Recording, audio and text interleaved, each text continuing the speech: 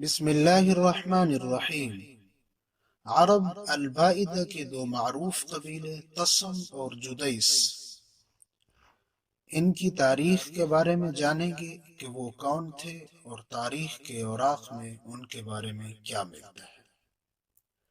عرب کے ہاں قدیم ترین قبائل میں ان کا شمار ہوتا ہے اور تاریخ ان کو سام ابن نوح کی اولاد میں شمار کرتی ہے۔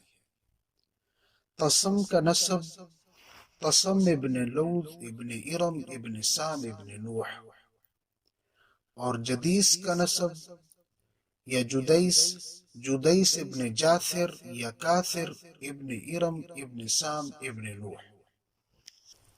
قبیلہ جدیس ثمود کے قریبی لوگ تھے اور ثمود کا نسب عاد سے ملتا ہے۔ عاد کا نسب عاد ابن عوس ابن ارم ابن سام ابن نوح۔ جدیس اور تسم 322 سال قبل مسیح عالم عرب کی اراضی پر آباد تھے۔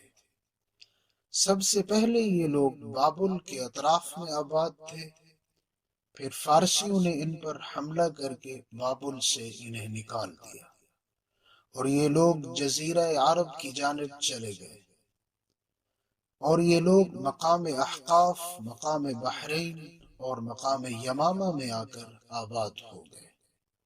ان کے بعض امراء موسم سرما میں بحرین چلے جاتے تھے اور موسم گرما یمامہ میں گزارتے تھے۔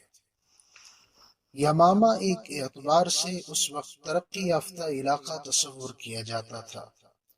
یہی وجہ ہے کہ اس علاقے کے باسیوں کے آثار اسلام کے بعد بھی تاریخ میں ملتے ہیں۔ یہی یمامہ ہے جس کا قدیمی نام جو ہے اور بعد میں اس کا نام بنو حنیفہ میں تبدیل ہو گیا۔ اسی علاقے میں تاریخ کا معروف قلعہ المشقر موجود تھا، جہاں تسم آباد ہوئے، اور دوسرا قلعہ معتق تھا جس میں جدیس نے اپنی رہائش اختیار کی۔ اسی علاقے میں ایک اور عظیم قلعہ تھا جو جدیس اور تسم کا مشترکہ تھا۔ وہ قلعہ 4 صدی ہجری تک موجود رہا۔ اسی قلعے کے بارے میں ہمدانی نے لکھا ہے کہ اس کے گرد کئی بستیاں آباد تھیں اور اس میں 260 ایسے کنویں تھے جن کا پانی نہایت میٹھا اور شفاف اور لذیذ تھا۔ تسم اور جدیس کے احوال صدیوں تک فقط لوگوں کے زبانی اقوال تک محدود رہے۔ پھر عرب کا معروف کاتب آیا ابن کلبی، اس نے ان پر کتاب لکھی جس کا نام ہے تسم و جدیس۔ ان قبائل کے مختلف احوال و واقعات تاریخ کے اوراق میں ملتے ہیں۔ ان میں سے ایک اہم واقعہ،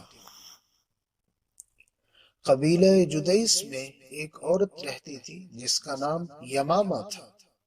اس عورت کی نظر بہت تیز تھی۔ وہ کسی پہاڑی پر کھڑی ہو کر 2 یا 3 دن کی مسافت کی دوری پر موجود کسی لشکر کو دیکھ کر پہچان لیتی تھی، اور وہ اس بارے میں اپنی قوم کو آگاہ کر دیتی تھی، اور اس طرح وہ لوگ کسی بھی آنے والے خطرے کے بارے میں تیار ہو جاتے تھے۔ اس عورت کے بارے میں تاریخ لکھتی ہے کہ وہ کثرت کے ساتھ اسمد سرما استعمال کرتی تھی۔ اس عورت کے بارے میں التسمی بادشاہ کو خطرہ محسوس ہوا۔ اس بادشاہ نے اپنی فوج کو ان کے علاقے کی جانب روانہ کیا اور اپنی فوج کے ہر فوجی کو حکم دیا کہ اپنے سروں پر درختوں کی ٹہنیاں باندھ لیں تاکہ وہ عورت اس لشکر کو پہچان نہ پائے۔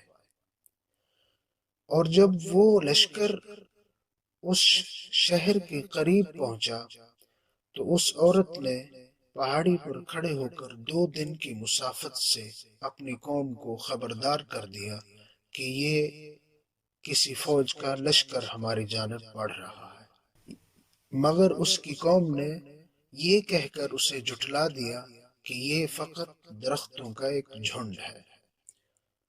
دوسرے دن اس بادشاہ کی فوج نے ان پر حملہ کیا اور ان کو تہہ تیغ کر دیا اور اس عورت کی آنکھیں نکال دی۔ اس عورت کی آنکھوں سے خون کی بجائے کالا اسود بہتا تھا۔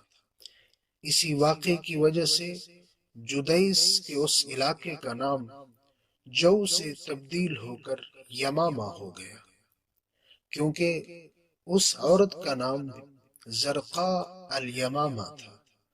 اس طرح جنگ و جدال اور حوادث زمانے کے تھپیڑوں میں عرب کے یہ قبائل گم ہو گئے اور ان کے آثار بالکل ختم ہو گئے۔